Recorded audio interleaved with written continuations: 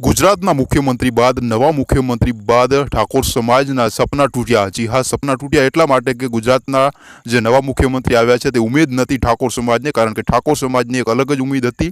ઉમેદ ઠાકોર સમાજની એ હતી કે ઠાકોર સમાજની કોઈ ઠાકોર સમાજનો જ મુખ્યમંત્રી બનશે અને એવામાં બે નામ સામે આવી રહ્યા હતા। એક નામ હતું અલ્પેશ ઠાકોરનું અને એક નામ હતું જાણીતા જોઈતા કલાકાર અને લોકલાડીલા કલાકાર વિક્રમભાઈ ઠાકોરનું। ઠાકોર સમાજને એવું અનુમાન હતું કે આ બંનેમાંથી કોઈ એક નામ મુખ્યમંત્રીમાં જોવા મળશે, પરંતુ એવું ના થયું। એના કારણે ઠાકોર સમાજ નારાજ થઈ હોય એવું લાગી રહ્યું છે અને ઠાકોર સમાજને ખૂબ ઝટકો લાગ્યો છે।